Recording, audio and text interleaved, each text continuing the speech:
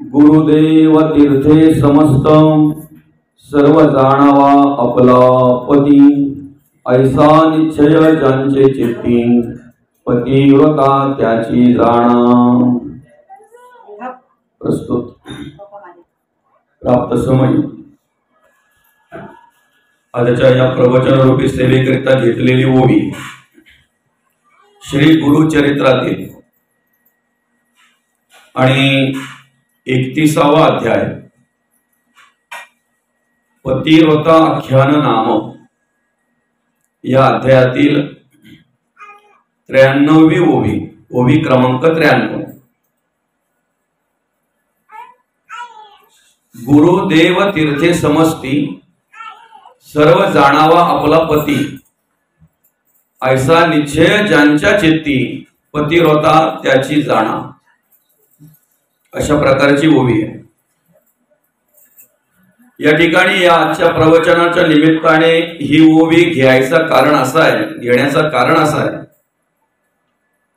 ज्या वेळेला दादांनी मला सांगितलं त्याच वेळेला पहिले सांगितलं की ऋषी पंचमी असल्या कारणाने त्या दिवशी आपल्याला प्रवचन आयोजित करायचं आहे आणि विशेष करून महिला वर्ग त्या ठिकाणी श्रवणाला असतील, बरं का। तर पतिव्रतेचं महत्व काय आहे, पतिव्रता कशाला म्हणतात, अशा प्रकारचं एक मार्गदर्शन करणारं किंवा एक ओळख करून देणारी ही ओवी आहे। खरं तर संपूर्ण हा अध्याय जो आहे ना, तो संपूर्ण त्याचं नावच आहे पतिव्रता आख्यान नाम, बरं का। म्हणजे स्त्रीचं कर्तव्य काय आहे, महिलांचं कर्तव्य काय, महिलांनी कशा प्रकारे राहायला पाहिजे, वागायला पाहिजे, जगायला पाहिजे, हे सगळ्या प्रकारचं मार्गदर्शन ह्या अध्यायामध्ये केलेलं आहे। मला वाटतंय तुम्ही वाचलं असेल, गुरुचरित्र वाचणाऱ्यांच्या वाचण्यातून गेला असेल तो, बरं का। नसेल वाचला तर ऋषी पंचमीच्या दिवशी वाचायला हरकत नाही, बरं का। म्हणजे ऋषी पंचमीचं जे काही पुस्तक आहे, जे काही आख्यान असेल, जे काही कथा असेल ती आपण वाचतो तिकडे, आहे की नाही। पण मग ती वाचल्यानंतर अजून आपल्याला आपल्या ज्ञानामध्ये भर पडावी, आपल्याला मार्गदर्शन मिळावं, आपण कसं जगावं, कसं वागावं, हे आपल्याला कळण्यासाठी गुरुचरित्रातील 31वा अध्याय महिलांनी आजच्या दिवशी वाचायला हरकत नाही। इतर वेळेला आपण वाचायला पाहिजे तो, कारण त्याच्यामध्ये काय माहिती आहे का, संपूर्ण माहिती दिलेली आहे, पतिव्रता धर्माची संपूर्ण माहिती दिलेली आहे। पतिव्रतेमध्ये काय सामर्थ्य आहे ते अनेक गोष्टींच्या द्वारे आपण ऐकलेलं आहे, ऐकतोय। महत्वाचं म्हणजे आज ऋषी पंचमी आहे की नाही, त्या ठिकाणी पूजा करत असताना विडे मांडले जातात का। आता आम्हाला तर काही ते एंट्री नसते, बरं का, पण तुम्हाला विचारूनच माहिती करून घ्यायला लागेल की कशा पद्धतीने पूजा करतात ते, बरोबर आहे की नाही बाबा। तिथे काय विडे मांडले जातात का, असे सुपारीचे किती विडे मांडले जातात बरं, किती साधारणतः किती विडे, किती सुपाऱ्या ठेवतात, असं काय 7 सुपाऱ्या, सगळं धरून 9 सुपाऱ्या, म्हणजे 7 ऋषी, बरोबर का। एक ऋषीची पत्नी अरुंधती, बरोबर, मला काही माहित नाही, काही असेल तर तुम्ही सांगा पुढे, बरं का। आणि एक गणपती, बरोबर आहे की नाही। असे तुम्ही काय करता, 9 विडे मांडता। पहिली पूजा तुम्ही गणपतीची करत असाल, तुम्ही काही सगळ्यांनाच तो अधिकार आहे, म्हणजे प्रत्येक ठिकाणी पूजा कोणतीही जरी असली तरी पहिली पूजा जी आपण कोणाची करतोय, गणपती, आहे की नाही। आता ह्या गोष्टीवर आपण उद्या बोलणार आहे, उद्या परत दादांनी मला बोलवलेच आहे, बरं का। पण आज दादांचं म्हणणं असं आहे की आपण ऋषी पंचमी किंवा ऋषी महिलांसाठी विशेष करून, खास करून आजचं प्रवचन आपण आयोजित केलेलं आहे। त्यात पुरुषांनी पण ऐकायला हरकत नाही, म्हणजे पण महिलांसाठी विशेष, बरं का। त्या ठिकाणी सप्तऋषी जे आहेत की नाही, सप्तऋषी, बरोबर, त्याच्यामध्ये कोणते सप्तऋषी आहेत, अत्री आहेत, अत्री माहिती आहे, ओळखतो आपण, आख्यायिका ऐकून आहे, अनुसयाचा पती अत्री, बरोबर आहे ना। ज्या ठिकाणी त्रिगुणांची पालकं केली गेली, तिन्ही देव झाली बाळे, आहे की नाही? अत्रि, वशिष्ठ, भारद्वाज, कश्यप, गौतम, त्याच्यानंतर जमदग्नी आणि विश्वामित्र, अशा प्रकारे 7 ऋषी. अलग लक्षात. आणि 8वी एक सुपारी असते, ती म्हणजेच अरुंधती, वशिष्ठांची पत्नी. अलग लक्षात. 9वी सुपारी असते, 9वा वेळा असतो तो गणपतीचा. अशा प्रकारे पूजा करताय तुम्ही, आहे की नाही? खर तर हा दिवस जो आहे, म्हणजे हे आपण जे व्रत करतो, हे व्रत कशासाठी करतोय? कुठलाही जरी व्रत झाला, हाच नाही, कुठलाही व्रत जरी झाला तरी तो व्रत आपण याच्यासाठी करत असतो की आपल्याकडून घडलेलं पाप जे आहे, पाप कर्म जे आहे, त्याचं क्षालन व्हावं, या उद्देशाने आपण ते व्रत करतो. पुरुष काय ना महिला काय, बरोबर आहे की नाही? आपण देवपूजा करत असू, आपण उपवास करत असू, अजून आपण तीर्थाला जात असू, आपण तीर्थाला जाऊन स्नान करत असू, या सगळ्या गोष्टी करण्याच्या मागे उद्दिष्ट काय असतो आपला? जे काही आपलं पाप कर्म असेल ते धुवून गेलं पाहिजे, ते पूर्ण नष्ट झालं पाहिजे, आहे की नाही? त्याच्यापुढे आम्हाला सुख मिळालं पाहिजे, समाधान मिळालं पाहिजे, आहे की नाही? आता सुख आणि समाधान माणसाला कधी मिळेल? पाप गेलं तरच. पाप ठेवून समाधान मिळेल का? नाही मिळणार. पाप ठेवून समाधान मिळणार नाही. मग समाधान जर प्राप्त करून घ्यायचं असेल, सुख जर प्राप्त करून घ्यायचं असेल, तर त्यासाठी आधी काय केलं पाहिजे? आपण आपलं पाप धुतलं पाहिजे, पाप नष्ट केलं पाहिजे, पाप नष्ट झालं पाहिजे. आणि म्हणून त्यासाठी आपण हे वेगवेगळ्या प्रकारचे व्रत करत असतो. आता खास करून हा भाद्रपद पंचमी म्हणजे गणेश चतुर्थी ज्या दिवशी येते त्याच्या दुसऱ्या दिवशी पंचमीला हा व्रत असतो. त्या दिवशी ऋषी पंचमी म्हटलं जात आहे. त्या दिवशी आपण ते उपवास करून संपूर्ण दिवसभर आणि तिकडे आपण व्यवस्थितरित्या ती पूजा करत असतो, आहे की नाही? पूर्णपणे सुचिरभूत होऊन, बरोबर आहे का? अंघोळ वगैरे व्यवस्थित अगदी सुचिरभूत होऊन, बरोबर आहे?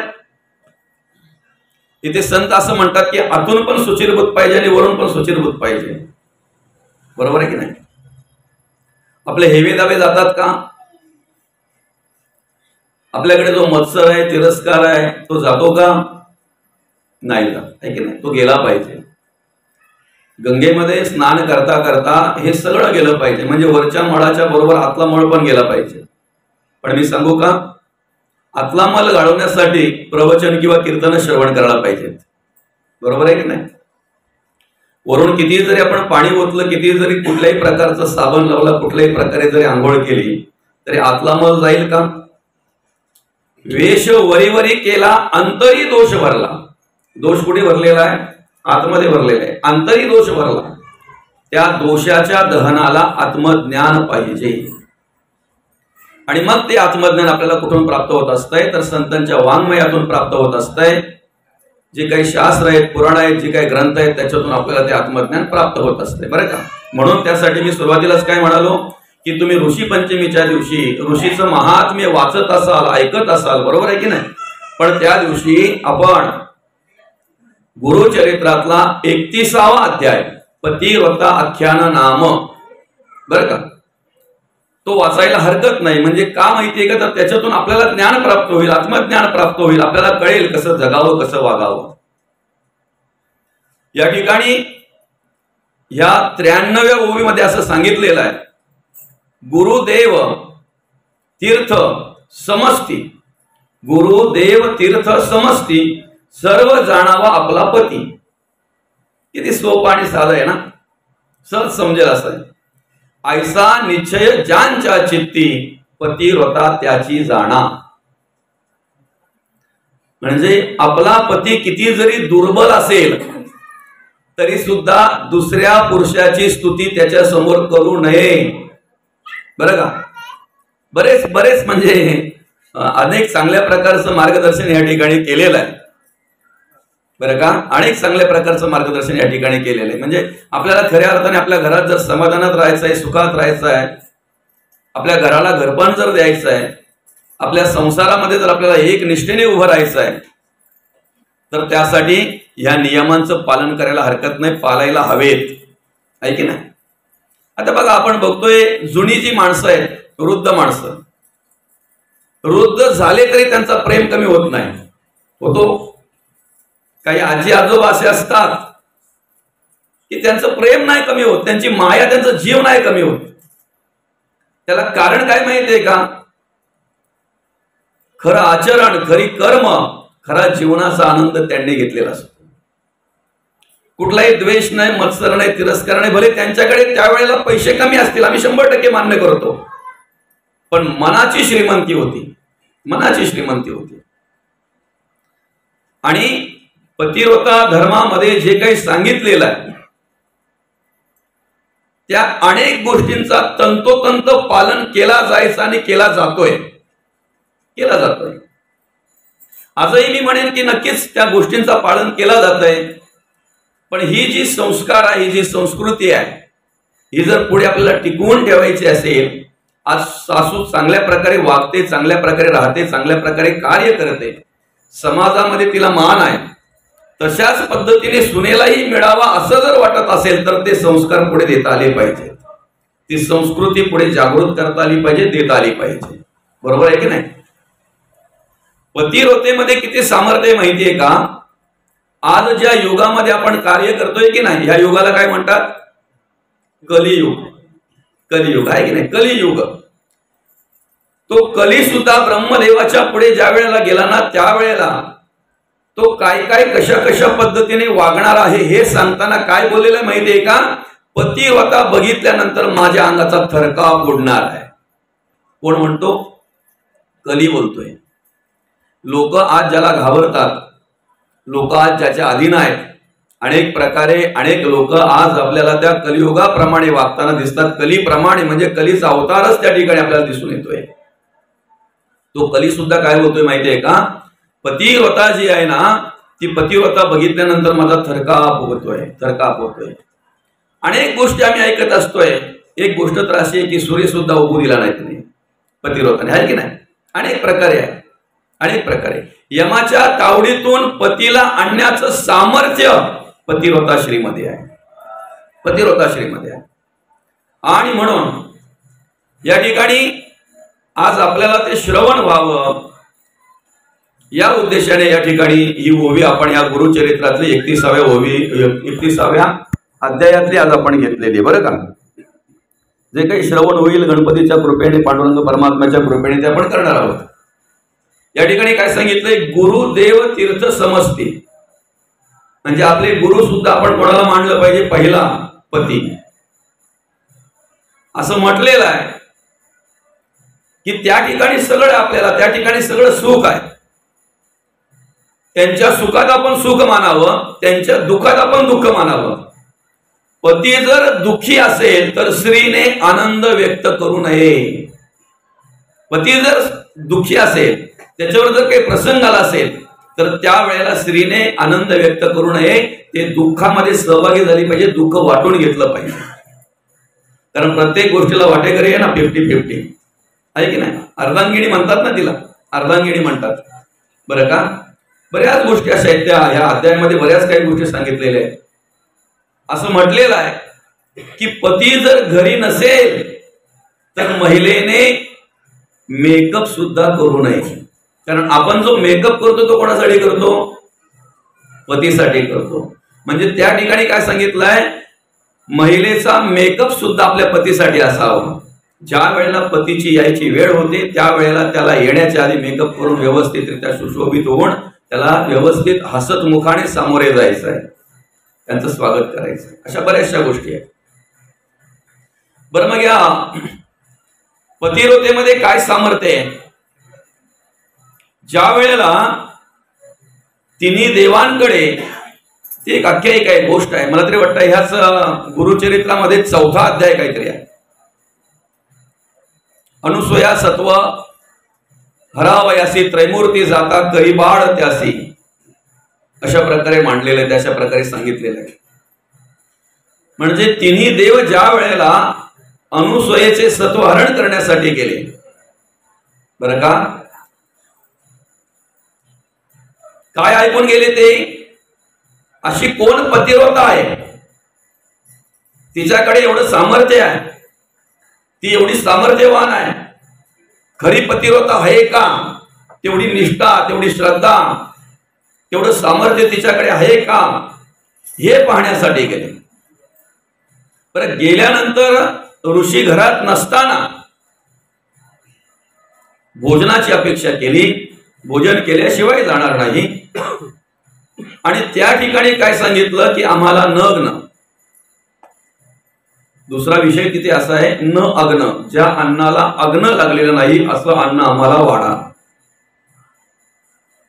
ज्या अन्नाला अग्न लागलेला नाही असं अन्न म्हणजे स्तनपान जर करायचं आहे तर त्यासाठी तो अधिकार बाळांचाच आहे, लहान मुलांचाच आहे. म्हणून पतिव्रतेमध्ये एवढं सामर्थ्य आहे की तिने देवांना तिने काय केलं, बाळ केली. बरं का, बाळ केली. माहिती आहे ना आपल्याला. आज आपण ते वर्णन करताना, वाचताना अनेक ठिकाणी ती गोष्ट वाचतो. पतिव्रतेमध्ये एवढं सामर्थ्य आहे की तिने देवांची सुद्धा बालकं करण्याचं सामर्थ्य पतिव्रतेमध्ये आहे. एखादी कर्म जर चुकलं, एखादं कार्य जर चुकलं तर त्या ठिकाणी कशा प्रकारे अपराध घडला जातो, बरं का. मग ते देवादिकांना सुद्धा सुटत नाही, देवादिकांना सुद्धा सुटत नाही.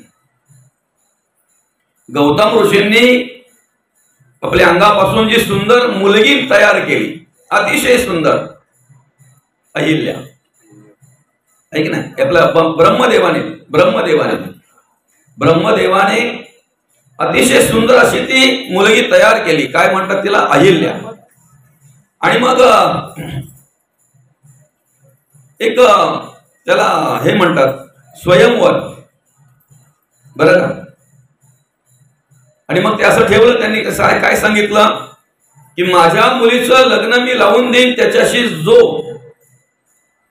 आधी पृथ्वीला प्रदक्षिणा पूर्ण करेल, पृथ्वीला प्रदक्षिणा आधी जो पूर्ण करेल अशा ऋषी म्हणावं किंवा कोणी असेल त्याच्याशी मी माझ्या मुलीचं लग्न लावून देणार. कोण म्हणतंय, ब्रह्मदेव, बरं का. ब्रह्मदेवाची मुलगी ती अतिशय सुंदर, अतिशय रूपवान, बरं का, तरुण असलेली ती. ज्या वेळेला ही वार्ता सगळ्यांना कळली, सगळ्या देवांना, त्यावेळेला अनेक ऋषी, अनेक देव ती पृथ्वी प्रदक्षिणा करण्यासाठी फिरायला लागले. सुरुवात झाली त्यांची. त्याच्यात इंद्रही होता, बरं का, त्याच्यामध्ये इंद्रही होता. आणि मग काय झालं, पळता पळता पळता पळता नेमका गौतम ऋषी ज्या ठिकाणी होते त्या ठिकाणाहून ही मंडळी सगळी चालली. त्यांनी विचार केला, अरे हे सगळे कशासाठी पळतायत. नेमका इंद्रालाच विचारलं. कोणाला विचारलं, इंद्राला.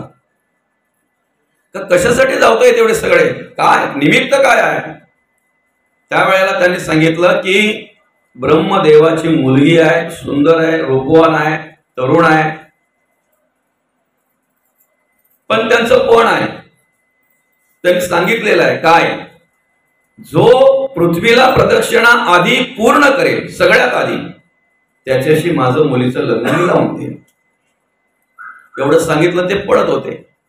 एवढं फक्त ऐकलं गौतम ऋषींनी. गौतम ऋषी गेले, बाजूलाच असलेल्या एका गायीला 7 प्रदक्षिणा मारल्या, बरं का, 7 प्रदक्षिणा मारल्या. आणि जाऊन त्या लग्नाच्या मंडपामध्ये उभे राहिले.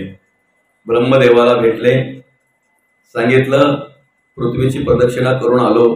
किती, 7, एक नाही 7. झालं, लग्न लावून दिलं. पण लग्न लागल्यानंतर ज्या वेळेला खरोखर ही मंडळी सगळी पृथ्वीची प्रदक्षिणा पूर्ण करून जेव्हा पोहोचली तेव्हा त्यांना कळलं की अहिल्याचं लग्न गौतम ऋषींशी लावून दिलं. पहिला इंद्र होता. इंद्र काय म्हणतो माहितीये का, ही चिटिंग आहे. काय म्हणतोय, तुम्ही म्हणताय की पृथ्वीला प्रदक्षिणा पूर्ण करायची आणि सगळ्यात जर पहिला मी, माझ्या पुढे जर कोणी गेलाच नाही, हा ऋषी तर मला रस्त्यात भेटलेला, हा कुठे पळायला आला आमच्या बरोबर, तरी सुद्धा त्याचं लग्न, त्याच्याशी कसं काय लग्न लावून दिलं ह्या अहिल्याचं. तेव्हा सांगितलं, दादा गायीला 1 प्रदक्षिणा मारेना गोमातेला की पृथ्वीच्या प्रदक्षिणाचं फळ मिळत आहे. 1 पृथ्वीला प्रदक्षिणा पूर्ण झाल्याचं फळ मिळत आहे. एक नाही म्हणे 7 वेळा प्रदक्षिणा मारल्या त्याने. किती? 7 प्रदक्षिणा. बरं का? म्हणून हे संस्कार आहेत, संस्कृती आहे, बऱ्याचशा गोष्टी आहेत त्याच्यामध्ये.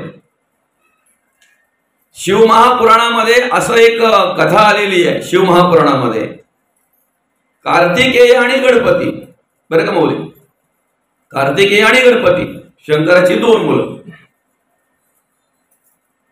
या दोघांमध्ये काय झालं म्हणे? भांडण झालं. लग्न आधी कोणाचं करायचं? कथा आहे ना, ज्या पद्धतीने कथा आहे त्या पद्धतीने विवरण घ्यायला काय हरकत आहे आपल्याला? देवाची लीला आघात असते, त्याच्यातून काहीतरी देवाला सांगायचं असतंय, काहीतरी बोध द्यायचा असतो, बरं का? मग यांचं भांडण झाल्यानंतर महादेव म्हणाले, पार्वती माता म्हणाली, जो आधी पृथ्वीला प्रदक्षिणा पूर्ण करेल त्याचं आधी लग्न लावून देईल. कार्तिकेय गेला, सुरुवात झाला, तेवढं फक्त ऐकलं त्याने आणि तो गेला पृथ्वीला प्रदक्षिणा मारायला. पण गणेशाने मात्र दोन्ही हात जोडले. महादेव आणि पार्वती आपल्या आई वडिलांना दोघांना एक प्रदक्षिणा मारली, बरं का? आणि त्यांच्या पुढे उभा राहिला आणि सांगितलं, प्रदक्षिणा पृथ्वीची पूर्ण झाली. इथेही तसंच झालं. कार्तिकेय बऱ्याच दिवसानंतर आल्यानंतर त्याला समजलं की गणेशाचं लग्न लावून दिलं, कसं दिलं, सगळं काही झालं ते. पण तिथे सुद्धा काय आहे माहितीये का? त्या शिव महापुराणामध्ये काय सांगितलंय की आई वडिलांना एक प्रदक्षिणा जर मारली तर पृथ्वीला प्रदक्षिणा मारल्याप्रमाणे होतंय. ते भाग्य लागतंय. असो, आता त्या ठिकाणी काय झालं माहितीये का? इकडच्या गोष्टीमध्ये आपल्या ब्रह्मदेवाची मुलगी अहिल्या आणि गौतम ऋषी त्यांचं लग्न झालं. इंद्राला कळलं, पण इंद्राने डाव ठेवला की तुला भ्रष्ट करणार म्हणजे करणार, बरं का? आणि डाव ठेवल्यानंतर मग काय झालं? गौतम ऋषींच्या रूपामध्ये गौतम ऋषी घरी नसताना इंद्रदेवाला आलं का लक्षात? आणि त्याने त्याचं ते कार्य साधलं. तेवढ्यात गौतम ऋषी आल्यानंतर त्यांनी बघितलं, अरे, पण ऋषींकडे बघितल्याबरोबर अहिल्या सुद्धा चिंताग्रस्त झाली, विचार करायला लागली. ऋषी तर आता येताना दिसत आहेत, मग हा कोण आहे? समोरून पळून जाणार तेवढ्याच ऋषी म्हणाले, अरे इंद्रा, ओळखले रे तुला, बरं का? इंद्र पूर्व रूपामध्ये त्या ठिकाणी उभा राहिला आणि मग सांगितलं त्याला, परश्रीकडे वाईट नजरेने बघितल्यामुळे, परश्रीचा संग केल्यामुळे तुला भोग पडतील. शाप दिला. आणि अहिल्याला काय सांगितलं? तू शिला होऊन पडशील. आपला विषय काय माहितीये का?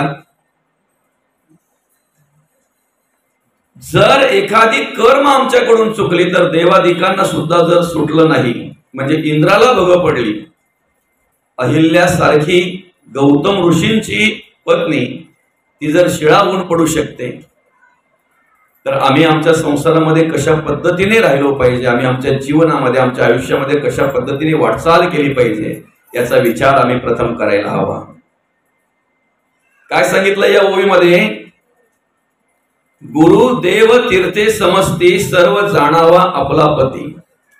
म्हणजे सगळं जेवढं आहे तेवढं महिलांनी कुठे जे काही सुख आहे, बरं का, जी काही पूजा करायची आहे, जे काही उपवास, व्रत, वैकल्य, जे नवस, जे काही करायचे ते कोणासाठी आणि कुठे करावं, ह्या प्रमाणे वागणारी जी आहे, ऐसा निश्चय ज्यांच्या चित्ती, पतिव्रता त्याची जाणा.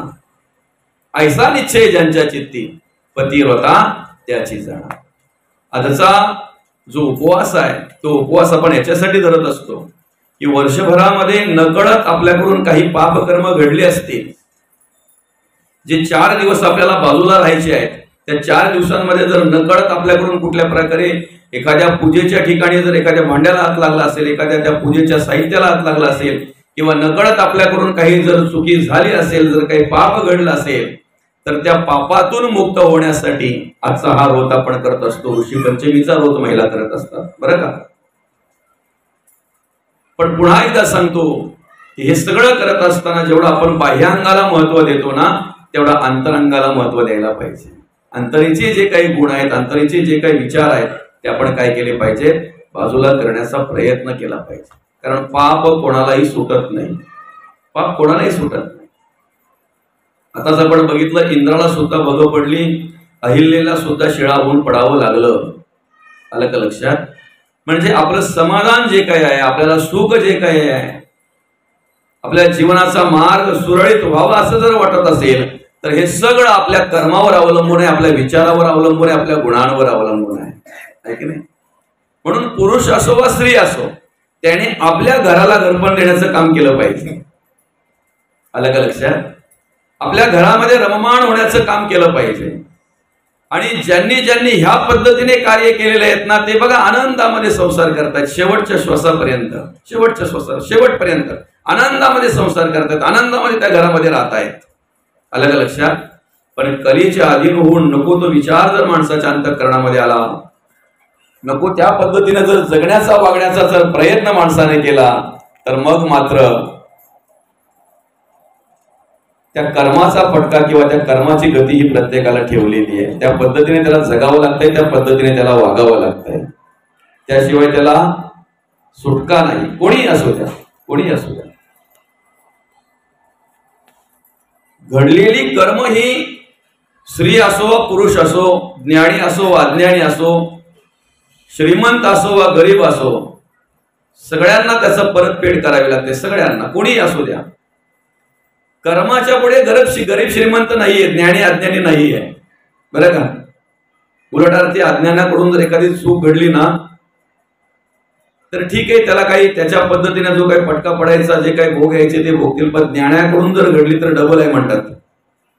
कारण नकळत घडलेल्या चुका ज्या काही आहेत, त्या चुकांचे जे काही असेल, जे काही आपल्याला प्राप्त होणारं भोग, ते त्या पद्धतीने असतात. पण समजूनही जर मनुष्य नको ती कर्म करत असेल तर मग मात्र त्याला वेगळ्या प्रकारची ती शिक्षा आहे. आणि म्हणून आपल्या आयुष्यामध्ये, जीवनामध्ये कार्य करत असताना आपण सर्वस्व पतीमध्ये बघितलं पाहिजे, सगळं काही पतीमध्ये बघितलं पाहिजे. कारण कसं असते माहितीये का, ज्या वेळेला आपण म्हणजे आपले वडील कन्यादान करतात, त्यावेळेला संपूर्ण जबाबदारी त्यांची संपलेली असते, सगळी जबाबदारी इकडे आलेली असते. त्यावेळेला ते भटजी काका सांगतात पण आपल्याला, पाणी सोडलं म्हटल्यानंतर तिथे आता ती काय केली, कन्यादान केलं. आणि मग त्याच्यानंतर बरं का, सप्त फेऱ्या मारल्या जातात. त्या 7ही फेऱ्यांना पती पत्नीला वचन देतो आणि पत्नी पतीला वचन देत असते. आलं लक्षात? फक्त तात्पुरतीच वचन नको, ती शेवटपर्यंत स्मरणात ठेवली पाहिजे, त्याप्रमाणे जगलं पाहिजे, वागलं पाहिजे. ती अन्नपूर्णा म्हणून घरामध्ये प्रवेश करत असते, ती लक्ष्मी म्हणून त्या समोरच्या घरामध्ये प्रवेश करत असते. आलं का लक्षात? त्या पद्धतीने त्या गोष्टींची जाणीव ठेवून त्या ठिकाणी एक निष्ठेने उभं राहता आलं पाहिजे. आपला गुरु देव म्हणून तर आपण बोलतो ना, पती हा काय म्हणतात ना, असं काहीतरी, काय पती हा परमेश्वर. आलं का लक्षात? म्हणून सांगितलंय, शास्त्रामध्ये सांगितलंय, देवाच्या पाया पडण्याच्या आधी काय, पतीच्या पाया पडलं पाहिजे, पतीचं दर्शन घेतलं पाहिजे. कारण आपलं सगळं सुख तिथे आहे, आपलं सगळं सुख तिथे आहे. म्हणून गुरु, देव आणि तीर्थी समजती सर्व जाणावा आपला पती, त्या ठिकाणी सगळं काही पाहत आलं पाहिजे. आलं का लक्षात? आता काय झालंय माहितीये का, ज्या युगामध्ये आपण काम करतोय ना, कार्य करतोय ना, ज्या युगामध्ये आपण जन्माला आलोय ना, त्याला म्हणतात कलियुग. आणि या कलियुगामध्ये चित्र विचित्र पाहायला मिळते, बऱ्याच काही गोष्टी पाहायला मिळतात, आहे की नाही? आपण पूर्वीची माणसं जर बघितली ना, आता आपल्या गावात अशा कितीतरी महिला तुम्हाला पाहायला मिळतील, आहे की नाही, की ज्याचा पती आहे, सौभाग्यवती आहे, असं ठसठशीच कुंकू लावला होता, असं मोठा हाती, नाही का, असं दिसतंय. बऱ्याचशा गोष्टी आहेत त्या. आता ते विषय आहे म्हणून बोलतो, बरं का? तुमच्या मनाला वाटावं तर काही त्रास व्हावा किंवा तुमच्या मनाला वाईट वाटावं म्हणून बोलत नाही. खरं आहे, ते बोलायला हरकत नाही ना, आहे की नाही? सांगा ना, तुमच्या गळ्यामध्ये कितीही जरी सोनं असेल, कितीही जरी अशी 4 बोटाची जरी असेल, काय असेल ते तुमचं काय म्हणतात त्याला ते, आणि जर काळी मणी तुमच्या गळ्यात नसेल तर सांगा ना, त्या गळ्यातल्याला किंमत आहे का? आहे किंमत गळ्यातल्याला? तुमच्या ड्रेसवर तुम्ही कितीही जरी मॅचिंग बांगड्या घातलात आणि त्याच्यामध्ये जर एकही हिरवी बांगडी नसेल तर पाहणारा सुद्धा तुमच्याकडे वेगळ्या नजरेने पाहत असतो. बऱ्याचशा गोष्टी आहेत. अलग लक्षात. आज परिस्थिती बाबा असं झालंय या कलियुगामध्ये, तर जिथे आम्ही आशेने पाहतोय, ज्यांच्याकडून शिकण्यासाठी काही गोष्टी पाहतोय, जे मार्गदर्शक आहेत, ज्यांचं मार्गदर्शक म्हणून आम्ही ज्यांच्याकडे पाहतोय, त्यांच्याकडेच काही गोष्टी या पाहायला मिळत नाही बरं का. वेगळ्या प्रकारच्या काही गोष्टी असतात त्या ठिकाणी. बोलण्यासारखं खूप आहे बरं का. काही वेळेला मग ते कसं असतं माहितीये का, बोलायला गेलं ना की मग माणसाच्या मनाला पण लागतंय, पण मनाला लागण्याचा उद्देश नाहीये. फक्त आपण काय करा माहितीये, हा 31वा अध्याय वाचा, म्हणजे याच्यामध्ये काय काय सांगितलंय ते आपल्याला कळेल. बऱ्याचशा गोष्टी सांगितल्या, कुठे बसावं, कशा पद्धतीने असावं, कशा पद्धतीने राहावं, कशा पद्धतीने वागावं.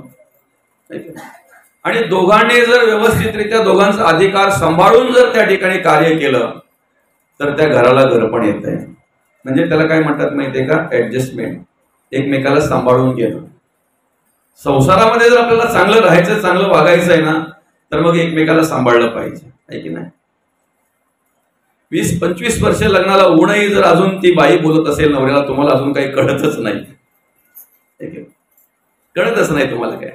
बऱ्याच ठिकाणी असं पाहायला मिळतंय, ऐकायला मिळतंय, तुम्हाला काही कळतच नाही. मी म्हणेन माणसाला कळतंय तरी कधी. मग लहानपणी आई बोलते, बाळा तुला काही कळतच नाही, आणि खरं आहे ते. आई बोलते ते खरं आहे ना, कारण त्यावेळेला त्याला काही कळतच नसते. पण तरुणपणी मित्रही बोलतात, तुला काही कळतच नाही, बरोबर आहे की नाही. मित्रही बोलतात, तुला काहीच कळत नाही, खरं आहे की नाही. लग्न झाल्यानंतर बाई बोलते, तुम्हाला काहीच कळत नाही, आहे की नाही. म्हातारा झाल्यावर तेच घरातले बोलतात, आमच्या बाबाला ना काही समजतच नाही, काहीच समजत नाही. पण माणसाला नक्की समजतंय तरी कधी, समजतंय तरी कधी माणसाला, समजूतदार होतो तरी कधी.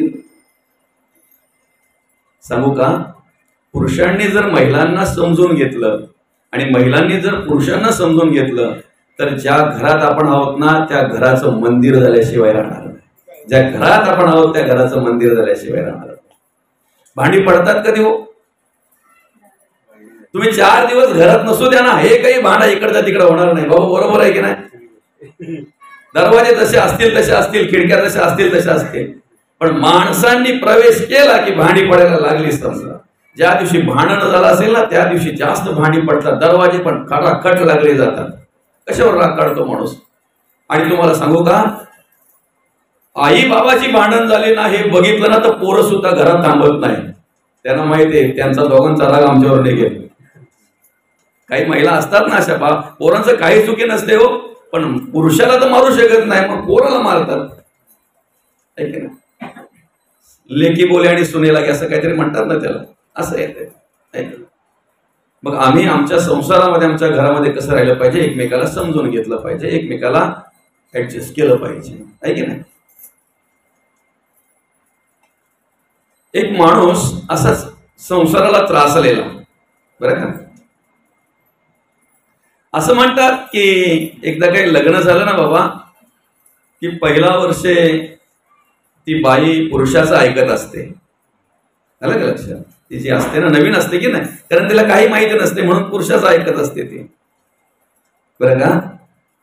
दुसरा वर्ष काहीतरी पुरुषाला बाईचं ऐकावं लागतंय. आलं का लक्षात. आणि तिसऱ्या वर्षापासून जर व्यवस्थित सगळं काय असलं तर ठीक, नाही तर ह्यांचं दोघांचं शेजारी ऐकतात, बरं का. आणि बऱ्याच ठिकाणी असं पाहायला मिळत आहे की नाही. आता तो माणूस कंटाळला, तो त्रासला, घरामध्ये खटके उडायला लागले, भांडणं व्हायला लागली, काय करावं काही कळत नाही. पण त्याला कोणीतरी सांगितलं की अमुक अमुक ठिकाणी साधू पुरुष आहे, त्यांच्याकडे सगळा उपाय आहे, सगळे औषध आहेत, आणि साधूंकडे असतात ती औषधं सगळी, फक्त आपल्याला भेटले पाहिजे. भेटलेले पण साधूच आहेत का हे पण बघितलं पाहिजे, आहे की नाही तर भोंदू असायचे, असं पण नको. साधूच आहेत का याची पण ओळख घेतली पाहिजे आपण, बरं का. असू द्या, चला, बरंच काय बोलण्यासारखं आहे ते. आता तो गेला त्या साधू पुरुषाकडे. तो साधू पुरुष जे आहेत ना, ते बाहेर बसले होते बाबा, अंगण्यामध्ये बसले होते आणि त्याचं ते शर्ट काहीतरी होता, खमीस अंगातच ते फाटलं होतं, ते शिवत बसले होते, ते टाके घालत होते त्याला, बरं का, शिवत होते ते. हा गेला त्यांच्याच बाजूला बसला, नमस्कार केला त्यांना, त्याने नमस्कार केला याला, आणि याने सुरुवात केली सांगायला, बाबा संसारात करमत नाही, पटत नाही, जगावं की मरावं काही कळत नाही, घर नुसतं खायला धावतंय, बायकोचा नमाजा पटत नाही, पोरा माझा ऐकत नाही, बायको आता बाहेर गेले, काही कळत नाही काय करावं, ते कसं राहावं, कसं जगावं. त्या माणसाने ऐकून घेतलं, त्या साधूने फक्त ऐकून घेतलं, आलं का लक्षात? काही प्रतिक्रिया दिली नाही त्याला. पण तेवढ्यात त्या साधूने त्याच्या बाईला आवाज दिला, बरं का. तो सत्पुरुष जो होता ना, साधू म्हणण्यापेक्षा आपण सत्पुरुष म्हणू, कारण साधूला बाई नसते. सत्पुरुष जो होता त्या सत्पुरुषाने त्याच्या बाईला आवाज दिला, त्यांच्या बाईला आवाज दिला आणि काय सांगितलं, अगं हे ऐकलंस का, एक बत्ती जरा पेटून आण ना. काय सांगितलं? बत्ती पेटून आण ना. आता हा माणूस बसलाय कुठे माहितीये का? अंगण्यामध्ये, उन्हामध्ये, आणि बत्ती पेटवून बघतो. तुम्हाला जर तुमच्या पतीने जर सांगितलं की मला काही दिसत नाही, जरा बत्ती पेटवून आण ना, तुम्ही काय बोला? आपल्याकडे शब्द काय बरं, तुमचं काय? असू द्या, चला ठीक आहे. पण ती बाई काही न बोलता बाबा आतमधून बत्ती पेटवली, आणून त्या माणसाच्या त्या पतीच्या समोर ठेवली, बरं का, आणि घरात निघून गेली. हा माणूस विचार करायला लागला की लोक म्हणतायत यांच्याकडे गेल्यावर सगळं काही तुम्हाला मिळेल, सगळे उपाय आहेत, सगळे काही तुम्हाला माहिती होईल, आणि मी तर इथं काही वेगळंच पाहतोय. हा माणूस उन्हात बसला, इथे उजेड आहे एवढी, आणि बत्तीच्या प्रकाशात काय करणार आहे? बत्तीचा प्रकाश मोठा की सूर्याचा प्रकाश मोठा? मग याला असं वाटायला लागलं मी नक्की आलोय कोणाकडे. पण ठीक आहे, चला, तर लोक सांगतात तर अजून थोडा वेळ बसू आपण. परत एकदा तो बोलायला लागला, महाराज अहो मी अशा आशेने तुमच्याकडे आलेलो आहे, मला संसारात करमत नाही हो, मला संसारात रमत नाही हो, मी संसार मला खायला धावतोय, घर खायला धावतोय, बाईचं माझं पटत नाही, मी काय करू जरा सांगा ना, बरं का. तेवढ्यात मग त्या साधूने काय सांगितलं, बाबा चल घरात बसू, चल. आता त्या माणसाला जरा धीर आला की हा घरात बसायला सांगतोय, म्हणजे घरात गेल्यानंतर हा मला काहीतरी उपाय सांगेल. धीर आला त्याला घेऊन घरात आले. घरात आल्याबरोबर बाईला आवाज दिला, अगं ऐकलंस का, चहा ठेव ना, आपल्याकडे पाहुणे आलेत ना, चहा ठेव. आलं का लक्षात? आता काही महिला अशा असतात की त्यांना पाहुणे येताना दिसले की आनंद होतो, बरं का, खूप आनंद होतो. पण काही महिला अशा असतात की पाहुणे येताना दिसले काय, एकदा पहिला पाऊल त्यांनी घरामध्ये ठेवला की तिकडे भांडी आपल्याला सुरुवात होते. मग तो पाहुणा बोलतो, जेवायची आशेने आलो होतो पण नाही थांबावं, बरं का, भांडी पडायला लागली म्हटल्यानंतर ही संकेत असते काय ते. आलं लक्षात? उचलापट करायला लागलं समजाचा आपण लवकर तिथून निघायला हरकत नाही. मावशी खरं आहे ना, असं आहे. काही गोष्टी संकेत असतात ना त्या, नाही का? ठीक आहे. पण त्या बाईला एवढा आनंद झाला ना की अरे आपल्याकडे पाहुणे आले, आपण चहा ठेवायचा आहे, त्या पाहुण्याला चहा बनवून द्यायचा आहे. आणि मग एवढा आनंद झाला की काय टाकू त्या चहामध्ये, तो चहा चांगला होईल, चांगला झाला पाहिजे चहा म्हणून. मग तिने ते अद्रक टाक, काही वेलची टाक, काही अजून काय काय काय काय काय काय काय काय टाकलं त्या चहामध्ये. चहा बनवला आणि त्यांच्याकडे नेऊन दिलं, बरं का. या सत्पुरुषाने चहा घेतला, तोंडाला लावला, गटा गटा गटा गटा सगळा पिऊन टाकला. पण त्या माणसाला ज्या वेळेला चहा भेटला ना, तो चहा जेव्हा त्याने तोंडाला लावला तेव्हा पाहतोय तर त्यात साखरच नाही. खूप भारी व्हावा म्हणून त्या बाईने काय काय काय काय टाकलं होतं, पण त्या आनंदाच्या भरामध्ये मात्र साखर टाकायची विसरली, बरं का. आता त्याने एक घोट मारला आणि पाहतोय तर बिना साखरेचा चहा. अरे बोलतो, हा माणूस तरी काय, काही न बोलता, काही न सांगता, कुठल्याही प्रकारे काही न करता म्हणे एवढा गटा गटा गटा गटा चहा पिला हा काय. आणि ह्याच ठिकाणी जर माझ्याकडे जर असं काय असतं, बरं का, आमच्या घरी जर असं काही झालं असतं तर मग म्हणे काय झालं असतं. मग तो विचार करायला लागला त्या ठिकाणी. अरे म्हणे हे जर माझ्या घरी जर झालं असतं ना, बिना चहा, बिना साखरेचा चहा जर दिला असता, आतल्या आत विचार करतो तो बाई, तो विचार करतो सगळ्यात. ठीक आहे, कसं तरी आता त्याने संपवलंय म्हणजे आपल्याला पण संपवलं पाहिजे. हळूहळू हळूहळू त्याच्याशी पाहता सांगता सांगता एक एक घोट मारून कसा तरी त्याने संपवला आणि श्वास सोडला, सुटकेचा सुटलो बाबा एकदा झाला. असू द्या. यांनी परत आपली कॅसेट चालू केली. महाराज मी तुमच्याकडे खूप आशेने आलोय, अनेक लोकांकडून ऐकून हे तुम्ही सांगताय, मार्गदर्शन करताय, काहीतरी तुम्ही मला मार्गदर्शन कराल म्हणून मी या ठिकाणी आलोय. तेवढ्यात महाराज बोलले मी तुझं केव्हापासून ऐकतोय दादा, बाहेर आपण बसलेलो ना, तुला वाटलं असेल मी ऐकलं नाही म्हणून, पण ही सगळ्या क्रिया तुझ्यासाठीच मला कराव्या लागल्या. बस सांग ना, याच्यातून तुला काही शिकायला मिळालं का? म्हणे काय? म्हणे बाहेर मी उन्हामध्ये बसलेलो असताना सुद्धा बत्ती मागितली पेटवून, एक भ्रश शब्द सुद्धा न बोलता माझ्या बाईने ती बत्ती आणून ठेवली, कारण ती पतिव्रता धर्माचं पालन करते. समजतंय ना? ती बोलू शकली असती ना, अहो एवढा ऊन पडलेला आहे, उन्हामध्ये बत्ती मागताय तुम्ही, तुमचे काय? परत एकदा तोच शब्द, गाल्लेली जागा तुम्ही भरायचे, मी कसं भरणार इथे? काय बरोबर आहे की नाही माऊली? हा. पण ती शब्द सुद्धा बोलली नाही, कारण तिने मला समजून घेतलं. बरोबर आहे? तिने मला समजून घेतलं.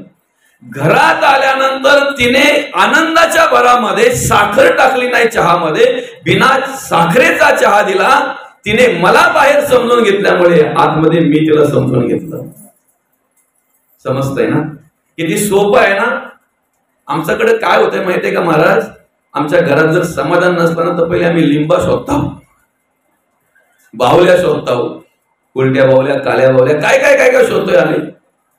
असू द्या, ठीक आहे, हरकत नाही. ज्यांचा ज्याच्यावर विश्वास असेल ते, तो विषय नाही आपला. पण तुम्हाला सांगू का, संतांनी सांगितल्याप्रमाणे सुख किंवा दुःख इतरांवर अवलंबून नाही. तुम्ही सुखी राहावं की दुःखी राहावं हे इतरांवर अवलंबून नाही, हे आपल्यावर अवलंबून आहे. आपण कसं जगावं, कसं वागावं ना, याचा विचार प्रथम आपण करायला हवा. काय केलं म्हणजे आम्हाला सुख मिळेल, कसं जगलो म्हणजे आम्हाला सुख मिळेल, याचा विचार आम्ही करायला हवा. कलियुगामध्ये नाटकं खूप झाल्यात, आलं का लक्षात? परमार्थामध्ये सुद्धा ना मुरवणारे कमी, मिरवणारे जास्त. खरं आहे की खोटं आहे? आणि आज मिरवणाऱ्याला जास्त महत्व आहे, मुरवणाऱ्याला कमी. आलं का लक्षात? एक बाई अशीच शेजाऱ्यांच्या घरी बसायला गेली, बरं का, दुपारची वेळ होती. काही महिलांना घरातलं आवरलं ना, मग असतेच सवय अशी, चला बाबा शेजाऱ्यांकडे जावं, बसावं. जावं ना, बसावं, त्यांचा चहा पण घ्यावा. वेळ आली, त्यांनी आग्रह केला तर त्यांच्या घरी जेवावं सुद्धा, आपण कल लावून घरी नाही यावं. समजतंय ना? त्यांच्या घरात वाद विवाद होईल, वितंडावाद होईल, सासूची सुनेची भांडण होईल, सासऱ्याची सुनेची भांडण होईल, असं काहीतरी वेडवाकडं सांगून नाही यावं तिथून. अलग लक्षात? असो. ती बाई दुपारच्या वेळेला त्या शेजारणीकडे बसायला गेल्यानंतर काय झालं माहितीये का? त्या शेजारणीची ती सासू आजारी होती, बाजूला झोपली होती ती सासू, आणि त्याच्याच बाजूला उखळ ठेवून ती बिचारी ती बाई ती कांडत होती. बरं का कांडत होती? सासूकडे पण लक्ष राहील, आणि इथलं येते मी, आईला काही लागलं तर बिचारीचा आवाज निघत नव्हता, आजारी होती, काही मागितलं तर मला इथलं इथं आणून देता येईल म्हणून ती मुसळ घेऊन, उखळ घेऊन त्या उखळामध्ये ती काहीतरी अन्नधान्य ती कांडत होती. बरं का?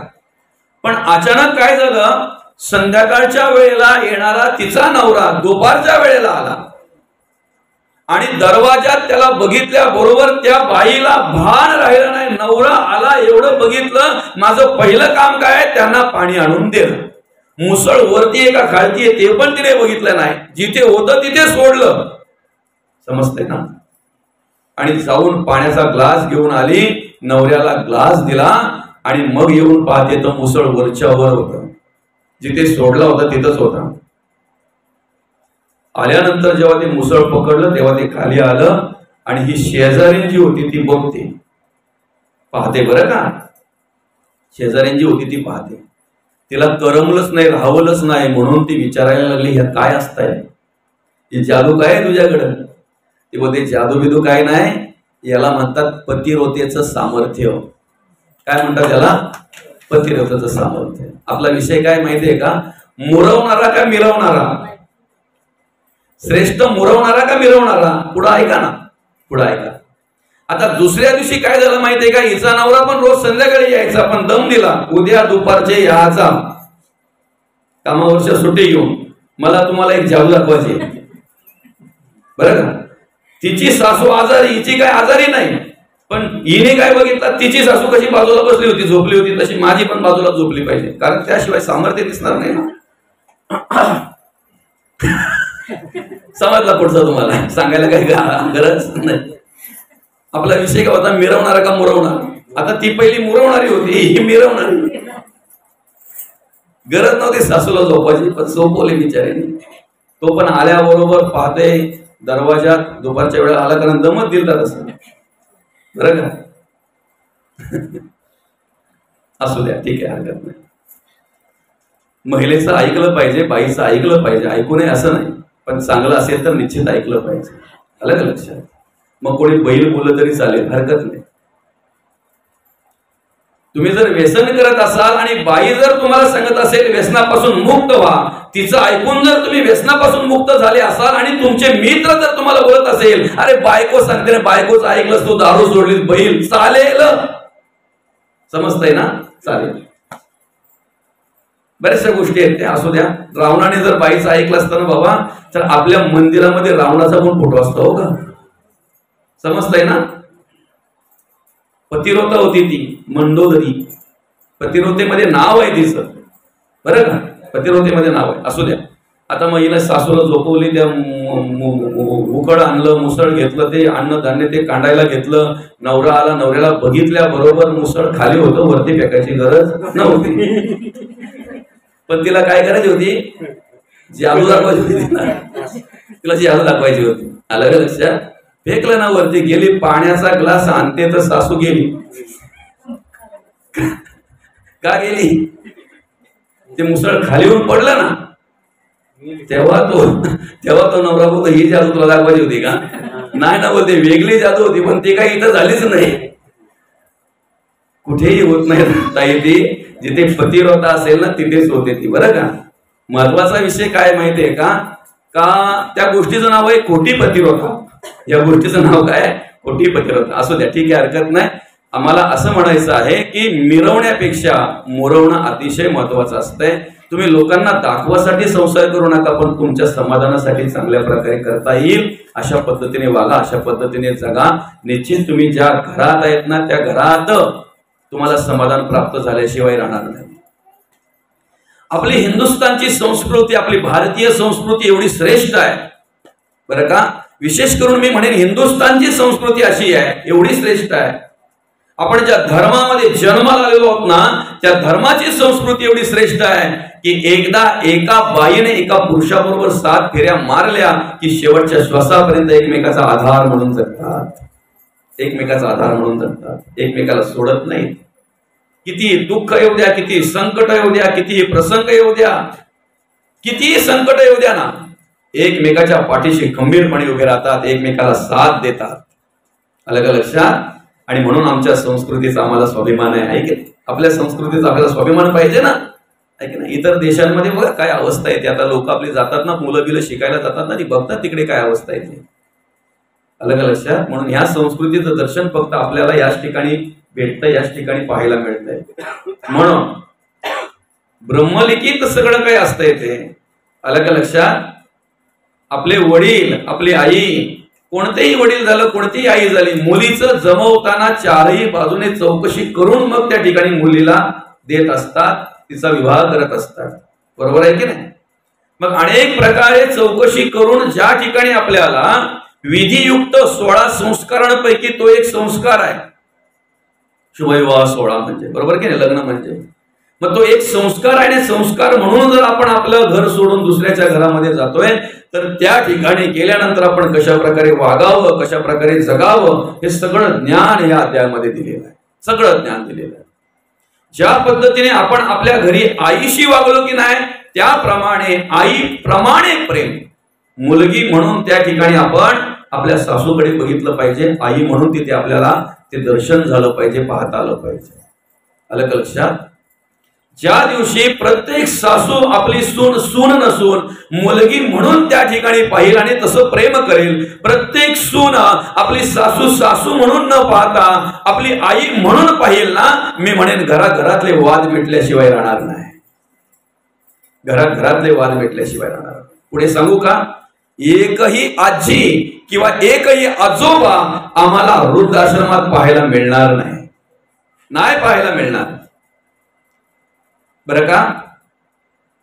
प्रत्येक बाईने आपल्या अंतःकरणामध्ये एक विचार करा, आपल्या आईला जर भावाने वृद्धाश्रमात ठेवली तर आपल्याला जमेल का? आपल्याला पटेल का?